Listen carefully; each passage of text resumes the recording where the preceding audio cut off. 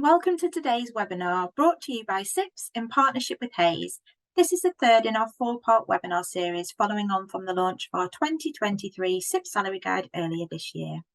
I'm Danielle Goodrick, Senior Knowledge and Learning Development Manager at CIPS, and I'm joined today by a fantastic panel to talk about building talent pipelines.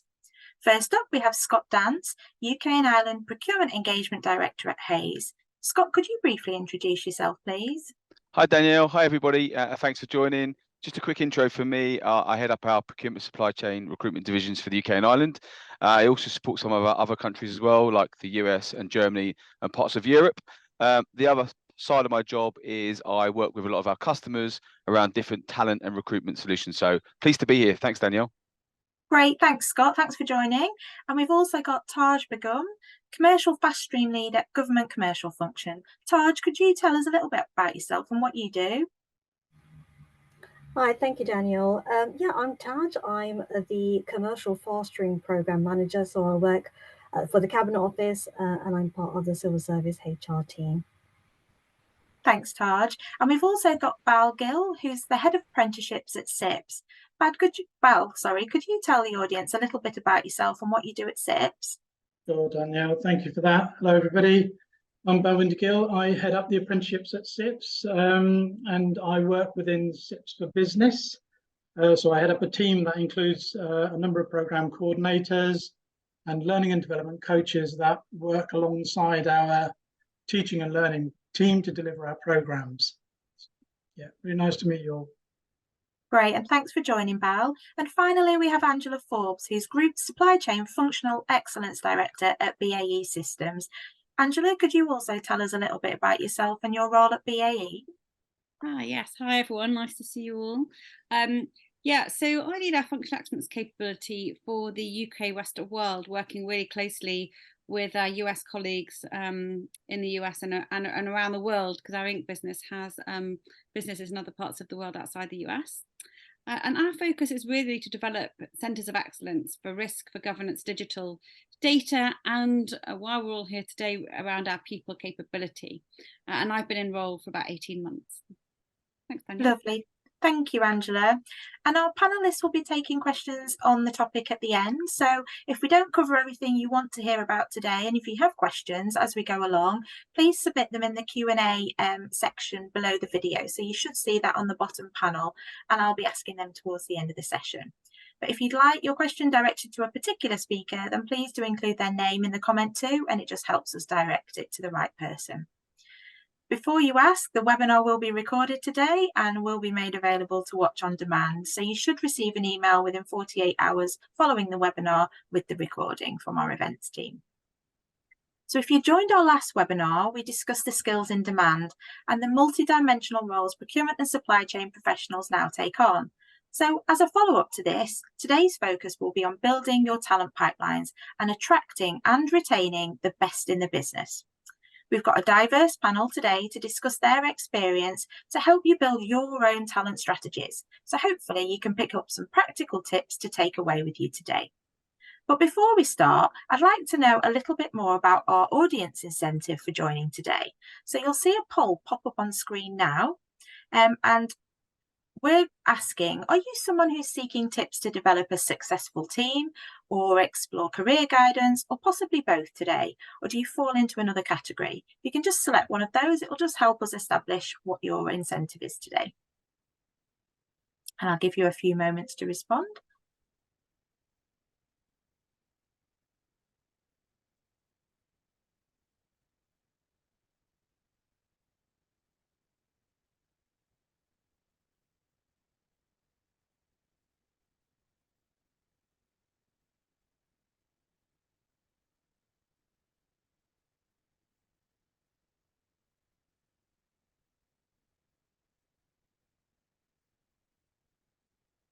So pretty split, 22% just employer here for building a team, 39% looking for guidance, and 30% both. So pretty even split really in terms of what people are wanting to hear about today. So hopefully we deliver.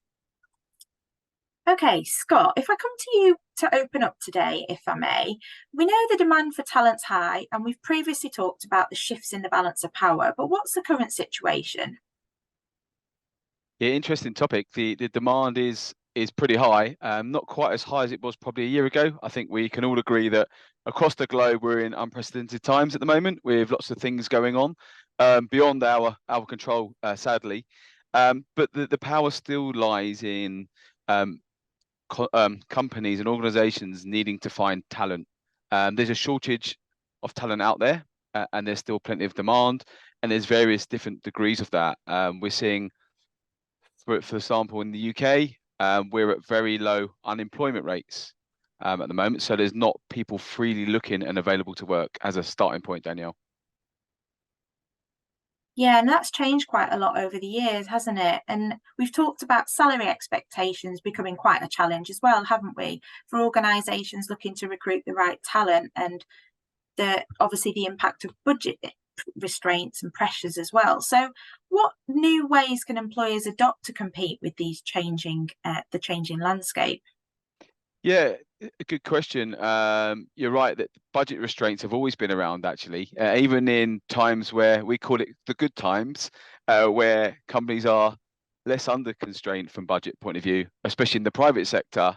Even the largest industries that can pay more for financial services, for example, would always say they're stricken by how much they can pay somebody. So whilst we're seeing salary expectations from a candidate perspective heighten quite a lot, because they know that they're in demand, companies are still, again, trying to find that right balance. So what can they do? Well, but first of all is talking around EVP, which I know we'll cover off in a bit, and around how you're trying to attract talent in the first place. And that's a kind of a process thing, from how you're advertising, who are you using to find that talent? Is it your internal teams, recruitment agencies like us, a bit of both?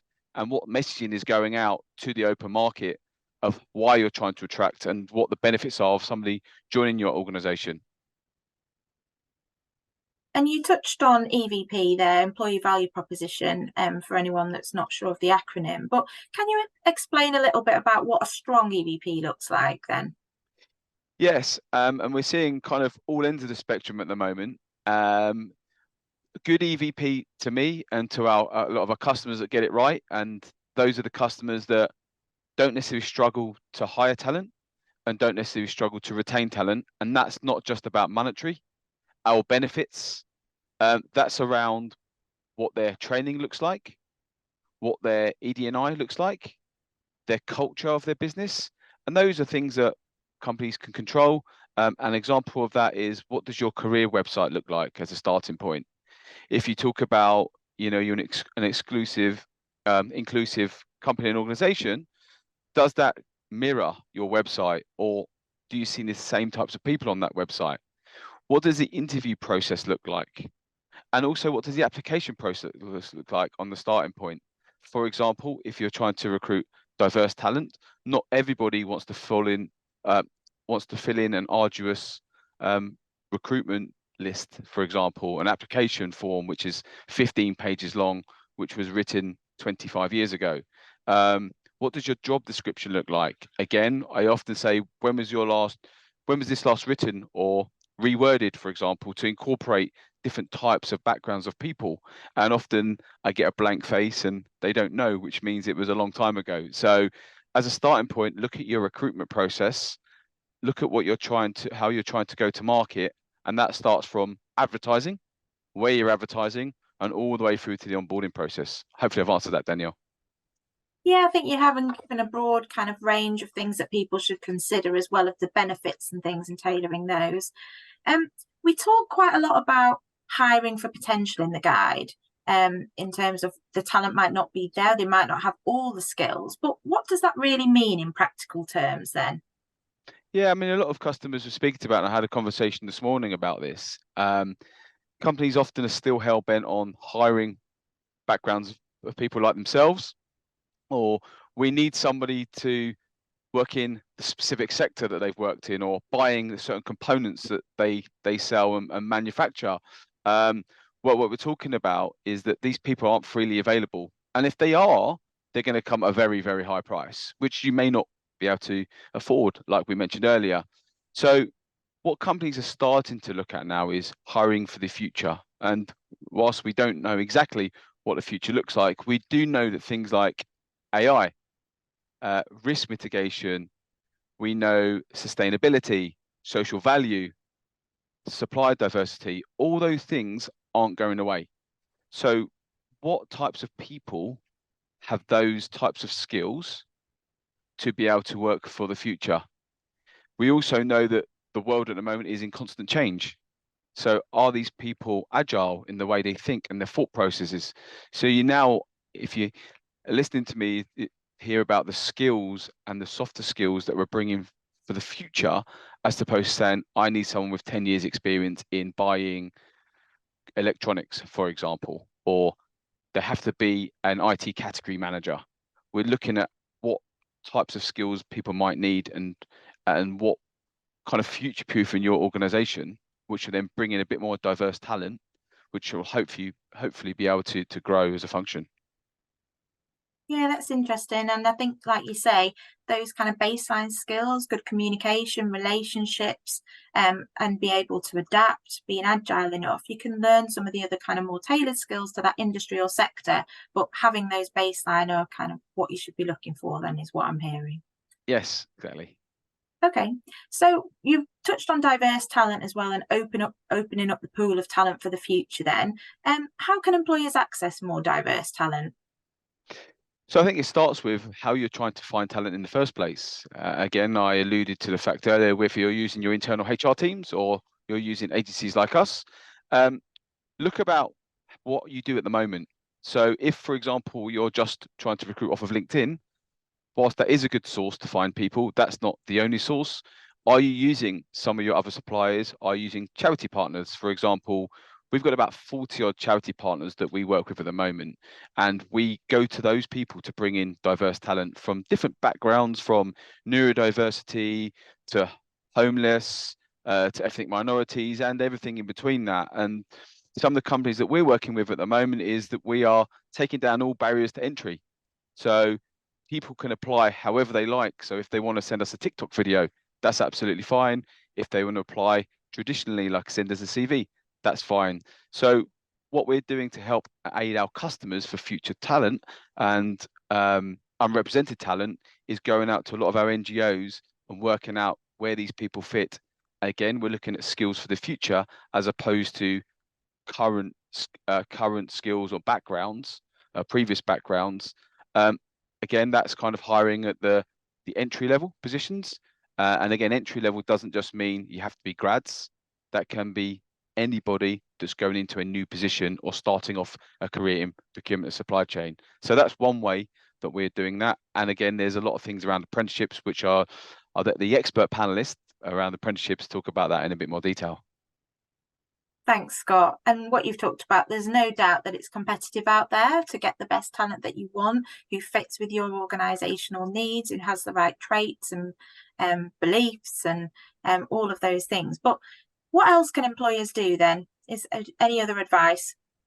Yeah, so I think it's be open-minded is the key thing. Try and break down those barriers. And I know that's very hard because you may not own that recruitment category or you may not own the whole HR process, but working with your colleagues and the stakeholders internally, as I say, try and break down those barriers and look at all ends of the spectrum and how you go out to market.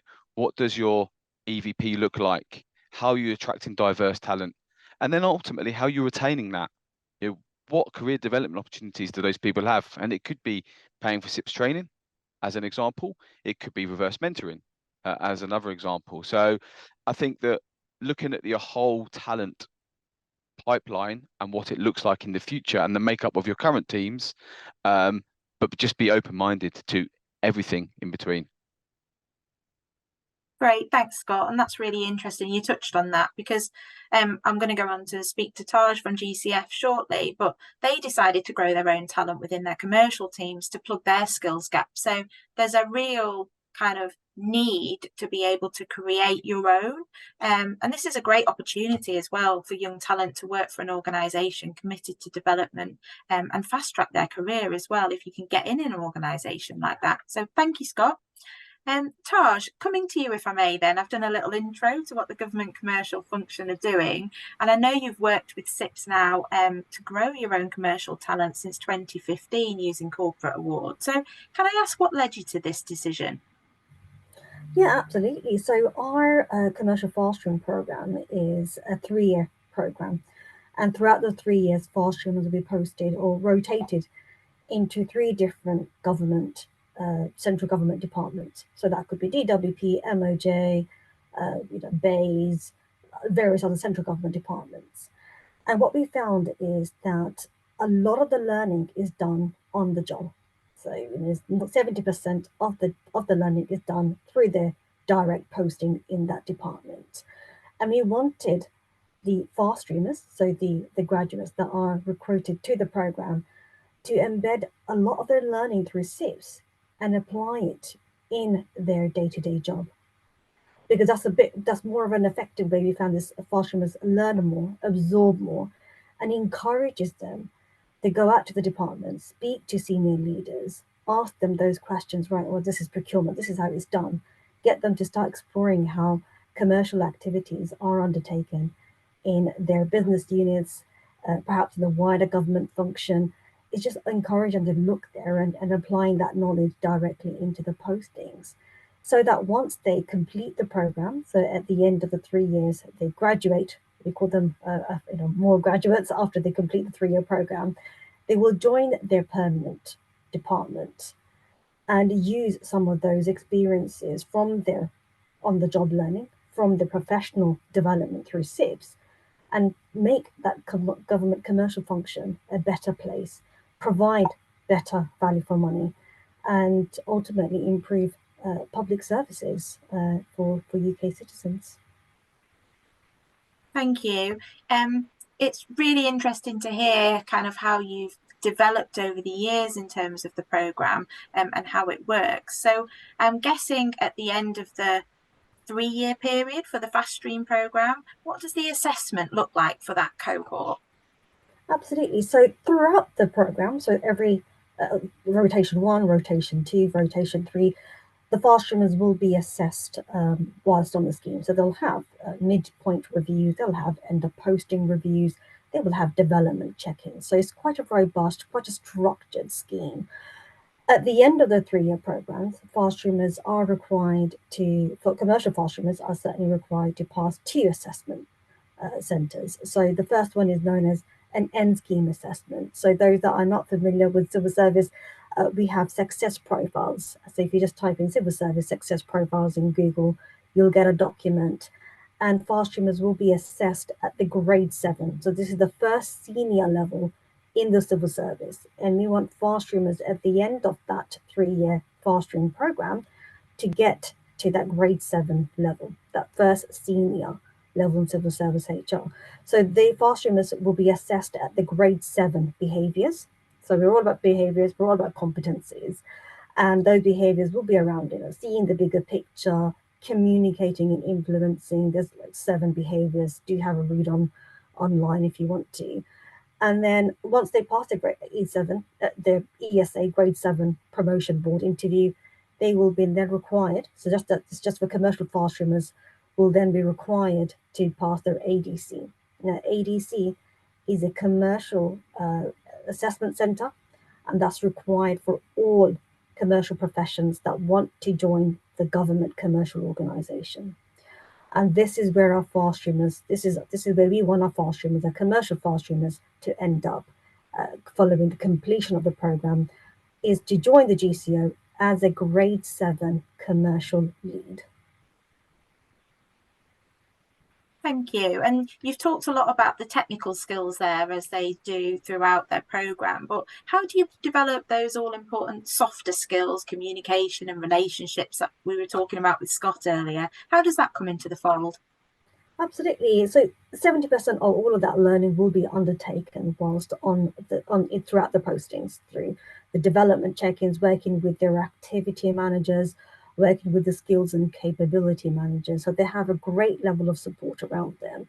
In addition to that, there is a core curriculum that all fast streamers must undertake in year 1, year 2, and year 3.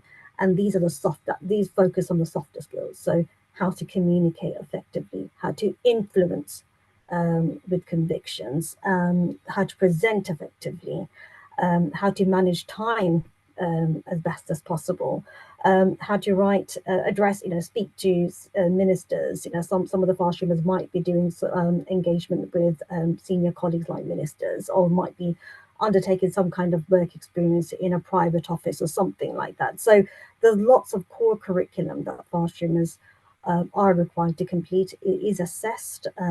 They do have to submit that as part of their portfolio of evidence.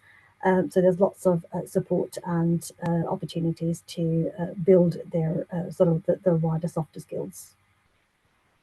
And that's over the 3-year programme you mentioned whilst they're on the fast track scheme. And then what do they do at the end of the 3 years? Do they apply for roles, or do they get assigned to roles? How does that work? Yeah, absolutely. So as via one of the schemes, so there's about 15 different 15 different fast stream schemes in the civil service. Commercial run their own deployment deployment pipeline into the GCO. So I work very closely with departments across government and ask them for vacancies, opportunities for fast streamers that complete the programme, so they could join the department as a commercial lead. So this is, again, commercial lead is the first senior level in the government commercial organisation.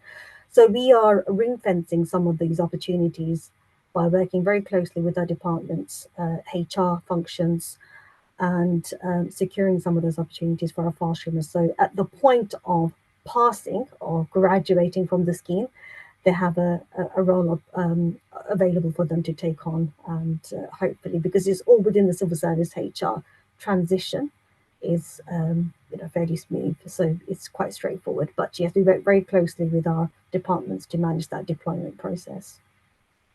And over the years, you must have had, since starting in 2015, some great success stories of people who've gone on to those kind of roles. Can you tell us a little bit about those?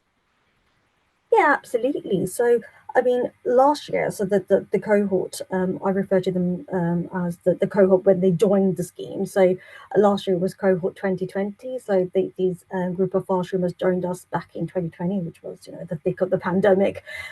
So we had, and they graduated the scheme last summer. So when I say last year, I meant the summer that's just gone. We had 70% of our fast streamers join the GCO. So the GCO is a government commercial organisation.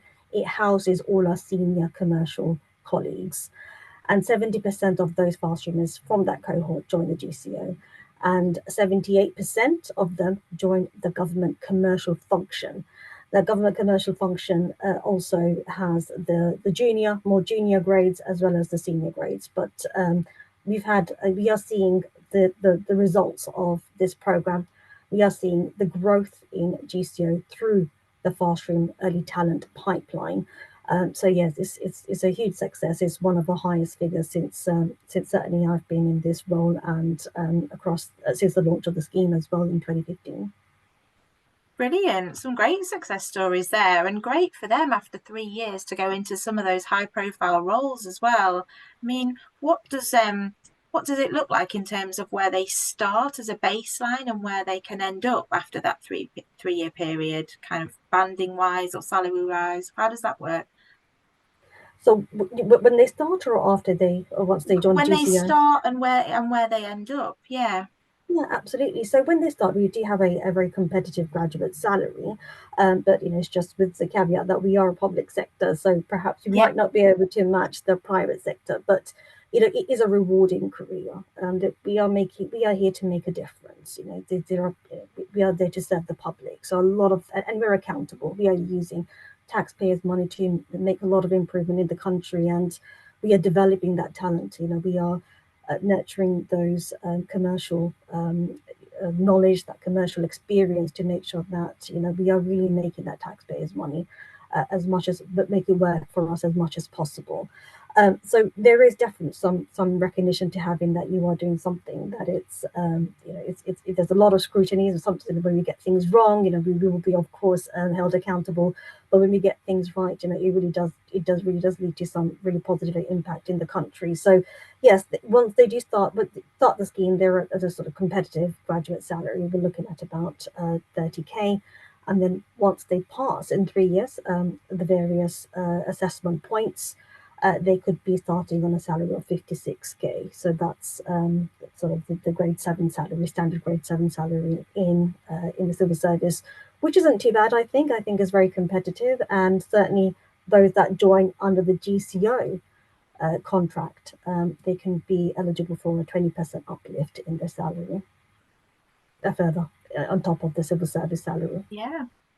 Brilliant. I think with all that investment in their development as well, and all the skills they learn and what they come out with after the 3 year, to then be able to achieve salaries like that as well, it's a really great scheme. And I guess you're investing in them for their future. So we've talked about kind of where you started and then what your intentions were for starting the scheme. But looking to the future then, have you identified any skill gaps that GCF perhaps would want to work on in the future? Absolutely. I mean, these are perhaps not official, but there are some things as a program development manager I've identified, and I think discussion is being taken place across the commercial function. So we've just, those that are following the news closely, the Transforming Public Procurement Bill is now an act. It achieved, I think, royal assent a couple of weeks ago. So it was a good celebratory moment for us in the government commercial function, because it was 2 years of hard work trying to get this bill into an act. Lots of parliamentary sessions. I forgot how many hours it was. But it's a great opportunity for us now to do commercial different. It's given us a bit more buying power, engage with our SMEs. So SMEs are small and medium enterprises. So working with smaller organizations to procure some of those goods and services. So previously, there were some blockers because we're within sort of EU space, but now that we've following Brexit, there are some opportunities we think are open to us, and we're taking advantage of those. And similarly, AI is very much out there. Procurement, the actual procurement activity may not be so much influenced by AI, but there are definitely strands that I think digital transformation, AI can benefit. So there is a bit of a digital skills, not necessarily shortage, but there's definitely an enhancement of existing digital skills that I think procurement and commercial can definitely benefit from in the future. Thanks, Taj, and for sharing those great success stories of what can be achieved with the right strategy, implementing that, and the right learning development partner. So congratulations to all your graduates over the years, and especially this cohort that's just graduated. It sounds like a fantastic year with those results, and best of luck with your next cohort's recruitment. Thank you, Daniel. I'll just to say I'm attending a graduation ceremony tomorrow for my fast streamers that just graduated. So yeah, if there is an actual celebration that is held at the end of that program. Brilliant. And Scott, it's great to hear some of what you were talking about in practice at GCF, right? Yes, brilliant. Really pleased to hear, actually. It sounds like you've got a really good program going on there, and hopefully a lot of people listening today will learn from that and develop from there. Yeah, and for this target group, I think of age group as well, coming into the profession, it's a great opportunity at the start of their career to be on such a well-supported fast track program as well, isn't it? Yeah, it's brilliant. It's going to only heighten the profession even more, hopefully, and that's the overall aim, right? Exactly. Okay, let's now look at another organisation's approach to its talent pipeline strategy. Angela, thank you for joining the panel today. BAE Systems is a global private sector organisation. So I'm really interested to hear from you what the vision for building talent pipelines is at BAE, if you can talk about that. Yeah, absolutely. And thank you for inviting me to come today. Yeah, so we as a business are on a journey, and we're on a journey to ultimately review our supply chain job architecture as the foundation of our talent pipeline. but really making sure that that pipeline is ready for the future. And we're doing that for a couple of reasons. I mean, there's lots of reasons to review job architecture, but these things are cyclical. So really it was time for a review. You don't review your job architecture every few months. But more importantly, we've been formalizing a change from being a procurement function to being a supply chain function. So although we've had supply chain across the business, we've generally called ourselves a procurement function. And we wanted to make sure our structure reflected what our current team does and what our future supply chain capability will be. So I've laid out some building blocks that you'll be familiar with. And although we have a lot of these fundamentals already, because we're reviewing that through that supply chain lens rather than procurement, we've had to do a lot of work to make sure that we're not selling ourselves back what we think we already know already, and making sure that we know what does good look like before we embarked on the journey that you see on the screen. And I've deliberately put it in those chunks because I'm going to sort of talk your way through them. And it sort of goes from that foundational activity all the way through to some of the more bespoke things that we are either doing or are planning to do. So lots of benchmarking. So we worked really closely with our professional subscriptions, including CIPS, to make sure that we were benchmarking what could look like. What does a good supply chain structure look like? We know what we've got and we know that we like it, but we also know that we want to make sure that that is what good should look like. So we spent quite a bit of time on that. And then we needed to make sure that we could have the support of the business, because you'll all know that this effectively ends up becoming a transformation program in a company our size when you're trying to create a job architecture for a big function. So we needed to make sure that we had that culture and environment behind us, that if we were going to do something in the supply chain space rather than just procurement, that we had that support. So we started and really making sure we've engaged the right people in the function, not just leaders, but people in the business who are leading teams day to day, who know what their teams look like and what's coming from future contracts that we know we need to be aligning to. So it's having that transparent job architecture, being really clear what do you need in planning, procurement, logistics, and it's hard to look forward. So things like supply chain design we talked about. What might that include? Is that roles that specifically focus only on innovation, rather than innovation potentially being built into our roles day to day? How do we need to be creating people that just do supply chain innovation day in, day out? Do we need a discipline that does that? So that's what we were also making sure we work towards, not just what we know now, but what do we think we might need that we might not be able to define in detail now, but we need to have it written down in our structure so we know that we're building towards it. And it's quite deliberate use of the word transparent job architecture. People want to know what the talent pipeline looks like. And you heard Scott talk about employee value proposition. This is definitely part of ours. What does the structure look like? So people can engage with it. They know what the opportunities are. They can work with their line manager to align with their aspirations. So that's really the fundamentals for us. And then some of the more, I'm not going to dwell on some of the others particularly long, but once you've got that structure, so you know what areas of supply chain you're going to be doing and being responsible for in your function, what roles do you need, and what skills do you need now, and what skills do you need in the future? And then if you understand what roles you need, you can build a career path. Again, on that theme of transparency, if people can see how they can move through the company, and especially important in a company as big as BAE, where it could be difficult to understand all the businesses and what your options might be. So making sure that we have something that people can say, okay, I understand. If I want to be a single contributor, I might be in category management or supply development. I might want to be a subject matter expert in something, but I don't necessarily want to promote through the company. Or I do, and I want to be a supply chain director one day, and I do want to be promoted. Or actually what I'm interested in is doing something different all the time. So I want to move across the supply chain disciplines. and I want to move cross-functionally. So we want to help people be able to then understand what the career paths are. So what can I do? Can I go into project management? I saw a question in the chat actually about people having a spell in procurement and that opening up opportunities. And we encourage that in our function, but we want to formalize it. This is what a career path might look like. You might go into project management for a while, or finance for a while.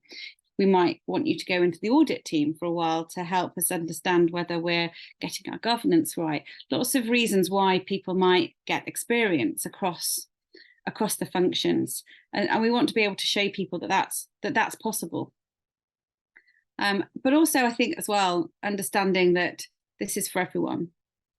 It's not for certain parts of the population. It's not just for people who want to be experts or maybe want to be promoted. It really is something that we want everyone to be able to get. And as I say, we're on a journey. We haven't got this perfect yet, but it's something that this is what we're working towards. Then those competencies and assessments. So we're making sure that our competencies reflect that job architecture. So all those areas of supply chain we want to be clear are in the function, what the roles are. And then you can say, okay, if I know what competencies I need, and I want to be a subject matter expert, I want to be a supplier development expert, I know that really the business is going to want to see some of this experience. So I can then build my learning and development program around that. I mean me, the individual, not me, Angela. So that person can say, okay, I understand, I can own my career, and I can understand what I might work on to help me with my aspirations. So that's really the foundational work we've been doing. No, it's great. And I think what you touched on the transparency and having that kind of clear pathway for people to be able to fulfill what their career aspirations are, whether it's up, sideways, or deeper dive into something, is really, really clear from this. And I noticed that you've got interventions on there for specific groups of people. So do you have any kind of targeted things that you do for those interventions? How does that work? Yes, we do quite a bit of that now, and it's something we want to get better at. So you heard me talk about learning and development just now around owning what your career path might look like, and therefore understanding what learning and development you might do. So we've this year spent time growing some of our learning and development capability, and it's one of our strategic priorities as a function for next year is to really make sure that we've got the right offering for this new supply chain job architecture. So although we have a lot of training and development opportunities, really making sure that having a new job architecture with some areas that we may not have defined as clearly before, this is a learning and development that you could do that's linked directly to, and so you can see those building blocks. And as I said, that's really making sure it's available for everyone. We sort of call it the total talent. Anyone in the function can access it. But we do offer more bespoke interventions as well. So those people who we think have potential to go into senior roles. In fact, just last week, we had a session with that population, focusing generally on leadership development, networking, briefing of capabilities. We talked about change, how to manage change in the business, because change is becoming a constant part of our day-to-day working life.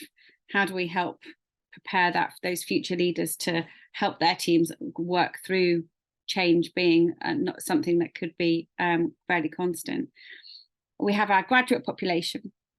So we focus with them on, firstly, really understanding the business, but then also making sure they connect to the function. So our graduates are embedded in the business. So we don't have a graduate population that sort of moves around on graduate scheme. They may move around in their business, but our graduates come into a role in the business, and then we make sure we get them connected. And then, of course, our apprentices. We're also out reviewing our approach to how we engage with these populations more. So as again, we understand our job architecture, we understand what populations we need to be encouraging to be part of these wider interventions. How do we make sure we're influencing all the various schemes, particularly apprentices, to make sure that we have ideally a consistent approach to how we manage those populations across the business. Yeah, that sounds really interesting, and the approach that you've taken. You've mentioned that this is a journey that you're on at BAE. So looking to the future then, what does that look like? What's next for you?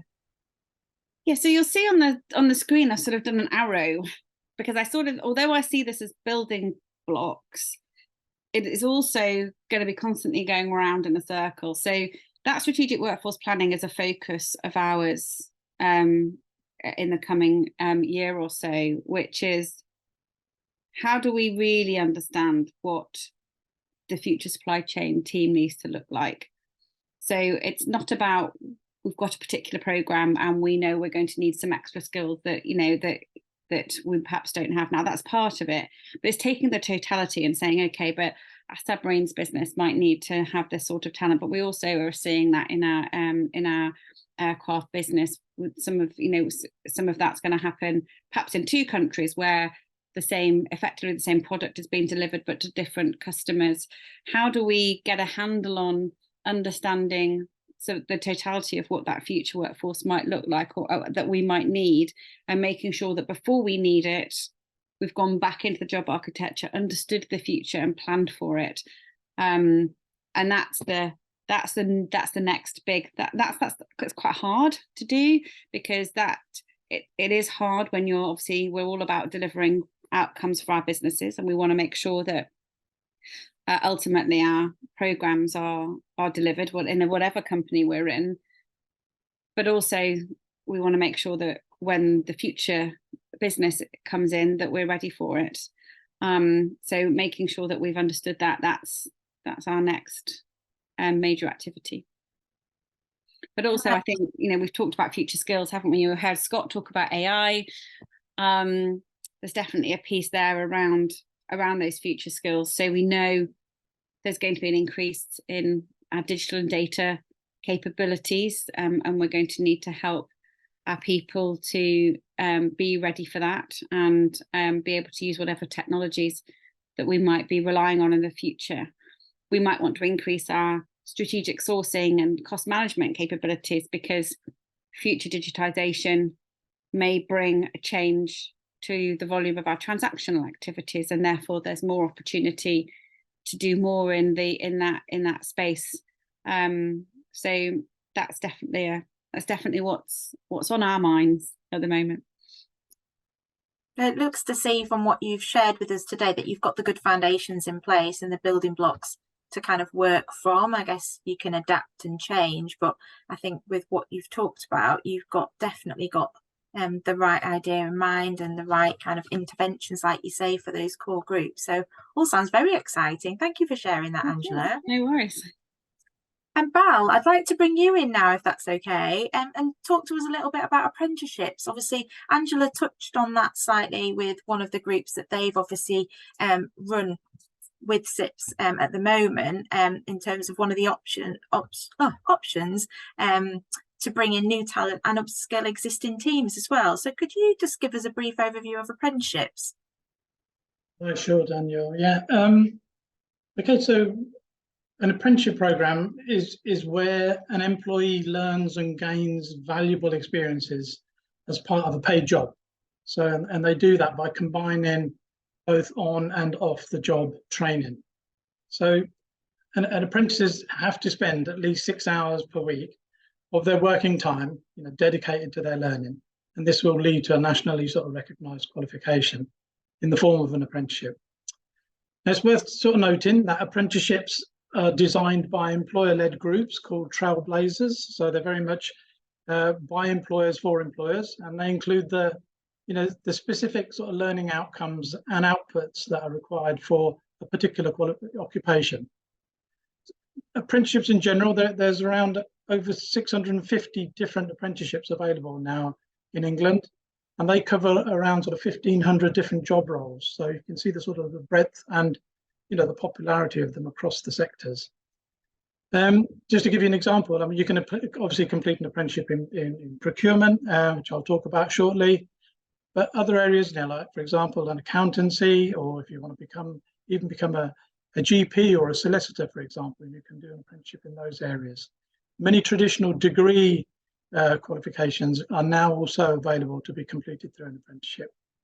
And businesses are obviously, across the board are using them for upskilling their, existing staff and for attracting new talent into their businesses.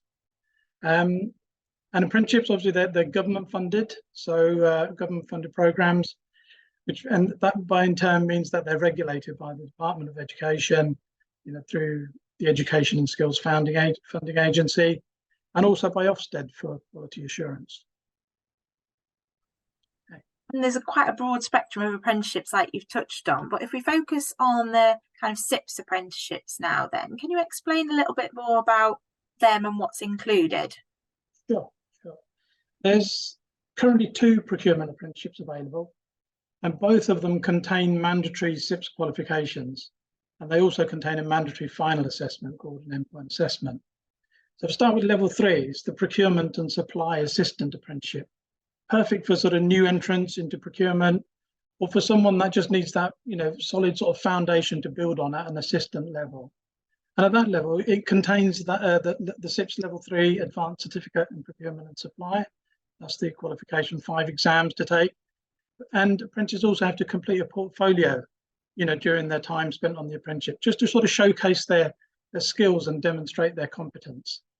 And then when it comes to that final assessment, that's an independent sort of assessment carried out by somebody completely impartial, and they have an interview with an assessor, more like a professional discussion. And that's to sort of basically talk about their portfolio. And then they also have to do a work-based project, around sort of 3,000 words, followed by a short presentation and question and answer session, just to sort of demonstrate that, how they put that learning into practice. And then we have the level 4. This is the commercial procurement and supply apprenticeship. Perfect for people, operating at a slightly more senior level, and in a position where they're covering a much broader procurement role, and with additional responsibility. So they could be a buyer or category manager or something similar to that. So a bit like the level 3, it's had a mandatory qualification in it. In this case, it's the CIPS level 4 diploma in procurement and supply. And those that know, there's 8 exams. All of them have to be passed before they can move to the test of competency, which in this case is a bigger project, because obviously they're covering a much broader curriculum in that sense, and they have a 5,000 word report to present, and followed by a presentation and question and answer session. So there's no portfolio at level 4. Although having said that, the level 4 apprenticeship is currently undergoing a full review, so this may well change in the future. And just as a guide, in terms of timelines, the level 3 takes around 19 months to complete, fully complete, and then the level 4 takes around 22 months. And you mentioned the apprenticeship standard then. Can you just talk through that briefly in a little bit more detail? Sure. Apprenticeship standards, as they're now known, these were introduced at the same time as the apprenticeship levy, so around 2015. And they were introduced to sort of give a much greater focus to the needs of employers. So going back to the thing about how Trailblazers groups put them together. So previously they were known as frameworks, and these frameworks tested competency through sort of work-based evidence or assessments. Whereas the new apprenticeship standards, the focus is very much on teaching and learning, and the competency is demonstrated through an independent endpoint assessment that covers a range of knowledge, skills, and behaviours, specific to a particular job role. So these KSBs, as they're known, represent the core attributes that an apprentice must have in order to be, competent in procurement. So if you look at knowledge, for example, this refers to the technical detail that an apprentice needs to both attain and understand in order to be able to carry out their duties. And then skills is obviously where they then have to apply that knowledge and learning and put it into practice. So skills can be things like, communication, negotiation, or decision making, within procurement. These are transferable across different, sectors and areas. And then we have behaviours. Obviously, this is mainly referring to the mindset of the apprentice and also about how they conduct themselves in their job roles. So more specifically, apprenticeship standards, they include an assessment of prior learning. This is to establish their starting point. So because everybody's going to be coming in at different points. There has to be off-the-job training, which used to be something people will know is called 20% off the job. It's now just about average 6 hours per week. English and maths at level 2 is a key component. If they don't already have it, they have to do it as part of the apprenticeship. And a graded endpoint assessment. This is carried out by an approved endpoint assessment organisation. This is to test their competence. And this is when they will then be awarded either a pass or a distinction upon achievement. Thanks, Val. And it'd be good to understand about the apprenticeship levy you mentioned and touched on, and how that works and how people can access it or use it more effectively as employers to get the best out of it. Sure. Okay. Well, all employers in the UK with a pay bill of more than £3 million per annum are required to pay the apprenticeship levy in the form of a tax, and they pay 0.5% of anything above 3 million. Those that are paying will probably know about that already. The government will then apply a 10% top up to those funds that enter their levy account. The levy then can be used to fully fund an apprenticeship programme, meaning that there is no additional cost to the employer, and above all, the apprentice does not pay anything at all to do that apprenticeship. The important thing is the levy can only be spent on an approved apprenticeship programme. So, and procurement ones fall into that category. It's important to note it's a use it or lose it model. So whereby, funds that, sit in an employer's account begin to drop off after 24 months. So if you don't use it, you lose it. However, for employers, they can actually transfer some of their funds if they want to other employers. This could be within their supply chain or other organisations that have a connection with, or they can even pledge their funds to other employers to allow them to bid for their funds. And just to give you a guide, they can transfer up to 25% of their funds if they don't intend to use it themselves. And then you have if employers do not pay the apprenticeship. So bearing in mind the vast majority of employers in the UK do not pay the levy. They would then just pay a 5% contribution, and the government pays the other 95%, but they can have exactly the same access to exactly the same programme. And then there's sort of some incentives for smaller employers. If you're in a smaller employer, say with less than 50 employees, if you employ a 16 to 18-year-old into an apprenticeship programme, the government will pay 100%, so there's no contribution there at all. And just as a sort of another enhancement, there's actually a sort of a £1,000 additional payment for employers that take on 16 to 18-year-olds. And then you mentioned about how they could be used, more effectively. How the levy could be used more effectively. Well, it's going back to around the conversations that are taking place today. They can be used for existing workforce. They can be used for new talent. So it's a really good way to fill those skills gaps in your workforce. They can be used, there's real evidence to show that employers who use the apprenticeship programs have seen, drastic improvements in productivity, employee satisfaction, staff retention, and all of these things help to bring down sort of recruitment costs. And then for apprentices, it's important to note that they've got a real opportunity. It's an earn while you learn opportunity. So, what could be better? I mentioned earlier on about degree opportunities. We've even now got UCAS, the University and College Admission Service. They're advertising apprenticeship vacancies now for the very first time, just alongside traditional degree options. So just to sort of reflect how popular they're becoming. Thank you, Val. And then you mentioned just before we close, then you mentioned apprenticeships are available for level 3 and level 4 currently. Then what happens next then if they want to continue and move up to level 6, for example, towards MSIPS? What happens at the moment? Yeah. We now have a brand new level 6 senior procurement and supply chain professional apprenticeship. It's only just recently been approved by ministers, and it'll be ready for delivery from next year. Apprentices, who go down there will be able to apply for their MSIPs upon successful completion of that apprenticeship. The entry level is actually a level 5 advanced diploma for that apprenticeship. So, but we can help with people that need to complete that qualification too. So it's almost like a pathway now through to MSIPs. And it sounds like a great opportunity as well. I hope more people on the call today who aren't utilising the levy after hearing from you will look into it a little bit more. So even if they don't meet the threshold, they can claim 95%, if I heard you right, with their 5% contribution, which is amazing if they're not already doing that. And that would then help them if they're struggling with budget restraints and things like that, to be able to invest in their existing employees, and also as an attractive element for attracting new talent as well. So if they need any more details, Val, are you happy for them to reach out to you directly? Of course, I'm very happy for that. So perfect. So if you need any more information on the levy or CIPS apprenticeships, feel free to reach out to Val. Just very conscious of time. So finally, just before we move on to audience questions, can the panel leave us with a couple of top tips in terms of what our audience should consider today? Angela, can I come to you first? Yeah, I think the engagement's really important. So making sure that things aren't just done in a vacuum, that you've understood.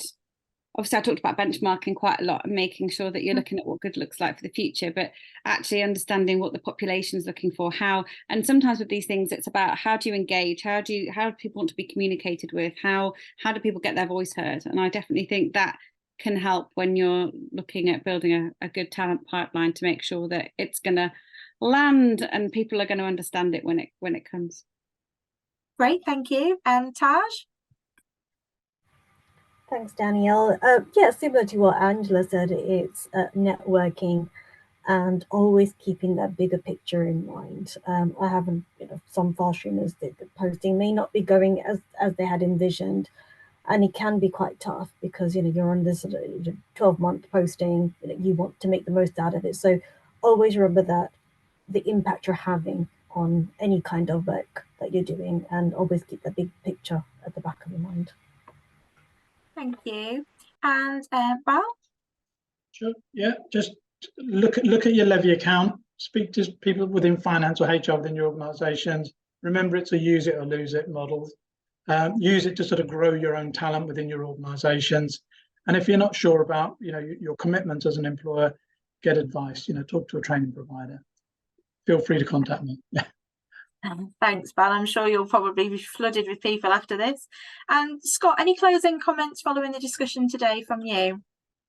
I guess just be open-minded when you're looking to source talent, and start thinking about what skills you'll need for the future rather than for the here and now. Thanks, Scott. And thank you, panel. So I've not left that much time, but we'll open up to questions, and we might run just past the hour till about 5 past and get through as many as we can. So if you've not submitted anything, please do so in the question box, and I'll get through as many as I can now. So I wanted to ask, there was one I saw, there's quite a lot coming in. So how do you develop a talent development pathway with limited budgets? This was from someone in the public sector at the moment who's obviously under quite a lot of constraints. I don't know. Scott, do you want to go first, and maybe Taj, you follow? I can do. We're working with a lot of public sector organisations who are actually under the same budget constraints. So it's looking at the talent from, I guess, the grassroots level and building up from there, because you won't always have enough money to be able to bring in already qualified talent. So it's looking at that. I'd also looking at other commercial functions. It depends on how big your public sector organisation is, but there are people that have those skills already in the organisation. So internal mobility is quite key. And how can you draw those people into the procurement world? It's a very short answer, but I know we've got loads of questions. So if that person wants to come to me personally, they can afterwards, and I'm happy to have a conversation. Great. Taj, anything further to add there? Not really. We're just building on Scott's point. We do have a lot of in-service applicants as well. So within civil service, there's a lot of movement departments, cross-government department positions that do open up. So yeah, and we're looking externally as well. It's not the easiest to join the civil service. There is a robust recruitment process in place, but developing that early talent and having that resilience in place to grow, nurture senior talent. That's one way of seeing that sort of the bigger workforce pipeline in the civil service. And question for you, Angela, then. Obviously, you've shared your extensive strategy with us and how you've built it up, and it's a journey. But what are the main challenges that you faced when developing and implementing the strategy, and how did it land? I think getting alignment's really hard, and I think one of the challenges we have, and small businesses have challenges, big businesses have challenges. I think for us as a large company, there's a couple of things. One, if you're going to do this truly globally, which we did with the US, UK, and Australia and around the world, getting people to align on language and understand and agree is really challenging. So that was pretty tough. I think generally the intent and the benchmarking and all of that all went down well.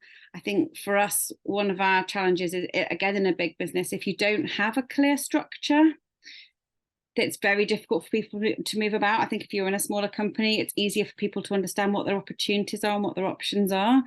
I think for us, having a clear structure is really important, because people need to be able to understand how you move about. How can you move, because we're geographically diverse, how do you move about in that business, and how do we help people? And that's often one of the things we hear a lot from the business is, I don't know what my options are. So how do we, and of course there is lots of information available, but how do we make it clear these are your options? So that's been a real focus for us, is how do we, and we haven't actually gone live with all of this yet, so it's how do we make sure that's all communicated out. But one of the big things we've done is have people from across the business in working groups. So you heard me talk about engagement and making sure it will land in the business. We've had people from the teams involved all the way through the layers, so that's definitely helping. I'll have to come back later and tell you how it eventually all lands once we're finished. Yeah, no, definitely do. It'd be good to hear, like, a year on, like how it's gone and what you've learned as well. Yeah. I've got another quite interesting question. I don't know who to direct it to. Scott, you might kick off with it, because you're quite good at being thrown into the deep end. How do firms ensure their structured programs cover the full competence spectrum, knowledge, skills, abilities, behaviours, and personality, and not only focusing on the knowledge aspect? What would your thoughts be? That's a whole nother webinar for us, I think, Danielle, No. to answer those questions. There's quite a lot of questions in there. What I think you need to do is work with the L&D teams to start with, learning development, for those who don't know the acronym, and look at what skills you currently have within your function and business. What are the future skills, and where there's a gap, then try and harness and build programs internally to where those needs, to meet those skills needs and gaps. Now, there's not a silver bullet for this. It's ever changing. The world is ever changing. So you need to kind of look at that every sort of 6 to 12 months to see whether there's a different alignment or something else is different coming. But I think that working with your HR learning development teams will certainly help you work out where the skills gaps are, and hopefully then building a process off the back of that. I think I've answered that okay. Yeah. Anyone else? Angela, do you want to add anything? No, I don't think so. I think Scott covered it really well. No, that's fine. I've got one for you, Taj, you might be able to help with. So it's related to grads who are perhaps struggling with mobility when rotating to different posts. So is this a challenge for fast streamers that you've needed to overcome, and do you have any advice? So are your fast streamers in one location? Do they stay in the location for the 3 years, I guess they want to know? And if they are rotating, have you had to face any challenges with those rotations? No, absolutely. So if there are any restrictions due to mobility issues or any other kind of issues that require reasonable adjustments, we have a great team in the civil service that supports that. So if there is an approved relocation restrictions, we will keep you close to home. We won't leave you. So yeah, there's lots of options available. So yes, unless we would encourage fast streamers to go and look for other opportunities out in different regions, because it's a different culture. But of course, if there is a restriction that prevents you from doing so, and we have a number of fostering this year who do have young dependents and have caring duties as well, and we've been able to honour their relocation restrictions, so we have not had the need to move them from too far from the home. Okay, thank you. Some good advice. And I've got another one which is quite interesting. So how do you respond to individuals' need for accelerated career growth while relying less on clear and prescriptive career paths? So do you believe that promoting lateral transitions alone is enough, or do you think there's a necessity to create an alternative career growth model diverging from the conventional vertical career path? I think we've talked about lateral moves quite a lot, haven't we, Scott, previously, and kind of getting that breadth of knowledge. So I don't know, any thoughts? I think, you know, we've heard before, you're right, around the lateral movement, around gaining different skills from different departments. I would say it's down to the individual themselves. It depends on what they want to do to accelerate quickly through your career. And especially as if you want to be a CPO or a CEO, you certainly need to make some lateral moves to be able to gain a real clear understanding of all different functions. As we've seen, a lot of CPOs currently will have had different types of roles within an organization. So if that's your career path, then yes, some lateral movements to gain a different skill set, 100%. If you're looking to really be an expert in, say, one certain category or one area, then I would focus solely on what those skills bring. And that may mean a little more of a lateral movement, or more means spending time with some senior stakeholders to kind of gain expertise. Great, thank you. And I think I'm going to have to close questions there because we have gone over time already. I've seen that there's lots of comments coming in about becoming a CIPS member. How do I get started? What options are? So hopefully we'll post some links in the chat now for you, and that will give you areas on the CIPS website for more information. But as our panel said, Scott's opened up for you to reach out to him, as has Bal, if you want to find more about apprenticeships and different routes to membership. We'll send you the links to those. So if MSIPS is what you want to achieve, then you'll be able to have a look at some more information there and reach out to us directly. So I'm afraid that's all we've got time for today. I have seen we've got quite a lot of questions we haven't been able to answer, so we will endeavour to try and get back to you. This was the third in our webinar series, and a recording, we said, will be sent out within the next couple of days. I want to thank our panellists today. Thank you so much for your time. I think we could have spent another hour chatting this through. It's a big topic, so thank you for condensing your areas. It's been great hearing from you all and sharing your diverse expertise. Thank you again to Hayes, Scott, for partnering with us on the webinar series. And don't forget to download the CIPS salary guides. So we have salary guides across 7 regions globally.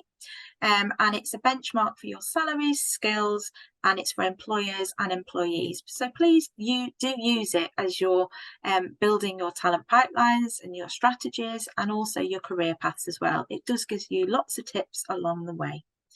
So thanks again for joining, and enjoy the rest of your day. Bye. Thank you. Bye. Thank you.